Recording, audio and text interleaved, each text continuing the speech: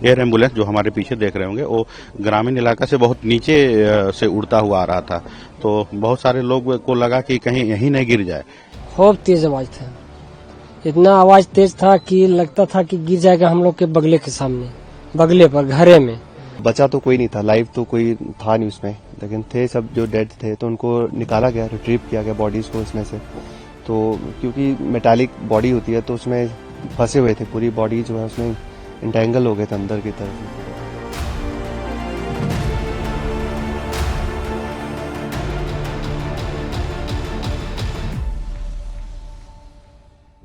शाम का समय रहा था और मौसम जिस समय खराब थी, काफी हवाएं, तेज हवाएं और बारिश हो रही थी। उस समय ये एयर एम्बुलेंस जो हमारे पीछे देख रहे होंगे वो ग्रामीण इलाका से बहुत नीचे से उड़ता हुआ आ रहा था। तो बहुत सारे लोग को लगा कि कहीं यहीं नहीं गिर जाए, है ना, इसलिए लोग भयभीत हो गए और जैसे यहाँ पे और आकर के गिर गया। काफी तेज आवाज हुई और ग्रामीणों के द्वारा ही इसको ढूंढा गया। काफी सुदूरवर्ती ग्रामीण इलाका है और जंगल का इलाका है और इस जगह पे शायद मतलब बाइक के अलावा कुछ भी नहीं पहुंच सकता है। तो एम्बुलेंस भी आने में काफी देर हुई, लेकिन ग्रामीणों का सहयोग से यहाँ पे राहत एवं बचाव कार्य सबसे पहले ग्रामीणों के माध्यम से शुरू हुआ। खूब तेज आवाज था, इतना आवाज तेज था कि लगता था कि गिर जाएगा हम लोग के बगले के सामने, बगले पर घरे में। लेकिन वहाँ हम लोग देखे कि दूर में जा गिरा, तब कितना आदमी पुगते पुगते कह रहे गिर गलो गिर गलो गिर गलो गिर गलो, जहाज गिर गलो एरोप्लेन। यानी पुगते पुगते में जैसे आदमी देखने लगा तो वहाँ बल वहाँ हाथ के थे तो आदमी यहाँ पहुँच गया। पहुँचने के बाद में यहाँ देख रहा है कि कोई सट नहीं, हिम्मते नहीं हुआ था। फिर हम लोग घूम गए, आपस हो गए। फिर हल्ला हुआ, प्रशासन पास फोन किया गया था, प्रशासन यहाँ लाइन के एथी किया, हम लोग फोन किए थे जाकर रात के। मैंने 7 बजे, ये 7 बजे घटना घटा था। गांव की आबादी यहाँ से कितनी दूर है? यहाँ से है कम से कम 4-5 किलोमीटर दूरी में। क्रैश हुआ है ड्यू टू थंडर स्टॉर्म। तो जैसे हम लोगों को इन्फॉर्मेशन पता चला, हम लोग मेडिकल टीम के साथ जो है रश किए यहाँ पे, बट अनफॉर्चुनेटली डॉक्टर्स का टीम इन्होंने फाउंड डेड डिक्लेयर किया। तो हम लोगों ने उनका बॉडीज को निकाल करके पोस्टमार्टम के लिए और फर्दर इन्वेस्टिगेशन के लिए भेजे हैं।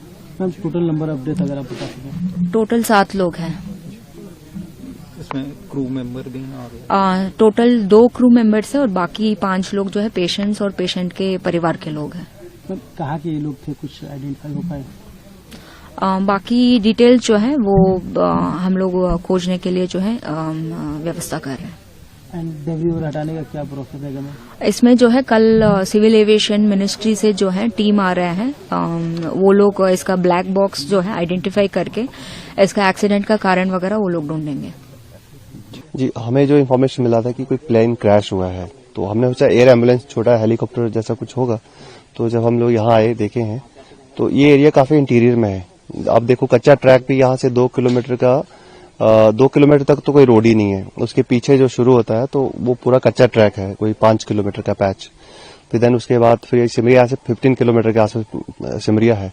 तो जब रात को यहाँ पहुंचे हम लोग, तो तब यहाँ पे देखा तो यहाँ तो सब तो बचा तो कोई नहीं था, लाइव तो कोई था नहीं उसमें, लेकिन थे सब जो डेड थे तो उनको निकाला गया, रिट्रीव किया गया बॉडीज को इसमें से। तो क्योंकि मेटालिक बॉडी होती है तो उसमें फंसे हुए थे, पूरी बॉडी जो है उसमें इंटेंगल हो गए थे अंदर की तरफ ही पूरा। तो वो उनको फिर काफी कठिनाई हुई उनको निकालने में। जब निकलते गए तो फिर हम उनको यहाँ से कैरी करने में 2 किलोमीटर वन साइड, हमारे पास स्ट्रेचर भी एक ही थी। रात को हम लोग अपने साथ एक स्ट्रेचर ले आए थे एसएसबी की, तो उसी के साथ हमने फिर इनको रेस्क्यू करके हम लोग जो उनको रिट्रीव करके बॉडीज को बाहर तक पहुंचाया है, मेन रोड तक। तो ये 2 किलोमीटर का पैच था, जंगल से होते हुए आप देखो कैसे उसको ले जाके हम लोग वहां तक उनको पहुंचाए हैं। और फिर ये हम लोग 7 बॉडीज जो थी वो सारी रिट्रीव करके हमने वहां तक पहुंचा दी। क्या कंडीशन थी सर प्लेन अराउंड विसिनिटी में, क्या कंडीशन थी? अब प्लेन का कंडीशन विसिनिटी का, हम ऐसे तो जंगल है, जंगल के बीच में ये गिरा है। तो यहाँ से तो बस यही है कि हम लोग अगर बचा है जो भी, उसको बच तो कोई पाया नहीं। और उनको रिट्रीव करने में भी हमारी काफी मतलब मुश्किलों का सामना करना पड़ा, क्योंकि बहुत डीप जंगल के अंदर है, फॉरेस्ट के अंदर है। यहाँ पे अकेला चलना, बंदे को चलने के लिए भी मुश्किल है। और इस तरह से ये डीप इंटीरियर फॉरेस्ट का पार्ट है और बुशेस हैं काफी सारे। और इसमें हम लोग रात के टाइम पे जैसे आप मूवमेंट कर रहे हो, रेस्क्यू कर रहे हो, तो उसमें काफी कठिनाई तो था ही। लेकिन ठीक है, हमारे जवान सब डटे रहे और उन्होंने सब बॉडीज को निकाला और हॉस्पिटल तक पहुंचाया है अभी।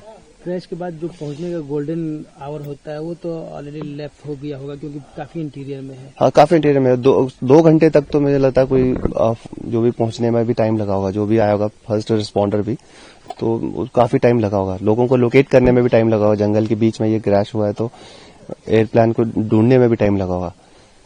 क्या एसओपी होती है सर जब ऐसा इंसिडेंट होता है आप लोगों के सामने, तो क्या एसओपी फॉलो करते हैं जनरली? देखिए, एसओपी जो हम लोग तो सिर्फ रेस्क्यू और उसके लिए आए हुए थे। रेस्क्यू के लिए जो हमारी एसओपी होती है उसी को हम फॉलो कर रहे थे। जब रेस्क्यू देखा गया कि रेस्क्यू वाला कोई इसमें लाइव तो कोई बचा नहीं है, तो देन उसके बाद बाकी का काम होता है कि डेड बॉडीज को निकाल के उनको कंसर्न हॉस्पिटल तक पहुंचाया जाए।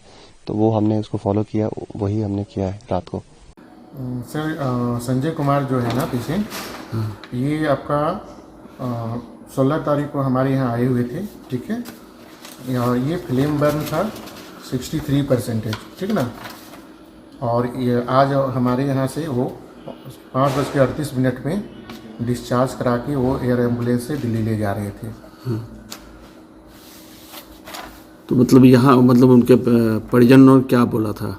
उनके परिजन नहीं, उनके परिजन ही रिक्वेस्ट किए थे कि हमको कहीं और ले जाना है बेहतर इलाज के लिए। तो फिर से यहाँ से डॉक्टर उनको डिस्चार्ज कर दिए थे, ठीक है ना। किन डॉक्टर के अंडर ट्रीटमेंट चल रहा था उनका? ये प्लास्टिक सर्जन डॉक्टर अनंत सिन्हा सर और डॉक्टर राजकुमार पाठक जी के अंडर में थे। In the plane crash and what are the number of deaths? Actually, we got the information around 10 o'clock that one plane has crashed in our area, but we were not very much sure. So with the time we got the information from the villagers that accident has happened, and our team has rushed to the spot. And rushing the spot was a bit difficult, reason being considering the terrain, it's a quite difficult patch. But we asked our ambulance team and the doctor's team has arrived, and we got the support from the Latehar also side. And we cordoned the area. We got our forces. We cordoned the area. We tried to protect the persons who were there because we didn't know whether they are alive or dead. But the moment the doctor has declared them dead, then our priority has changed, and we tried to rescue them from this plane, and we have separated them to the hospital. Now the Delhi team will come for the investigation purpose, and they will do the investigation, and they will try to recover the black box, and they do their own work. And till that time, we have to protect this area, so we have deployed large number of forces over here, and we'll keep this PO protected. And the total number of deaths, if you can tell us? Total number of deaths 7.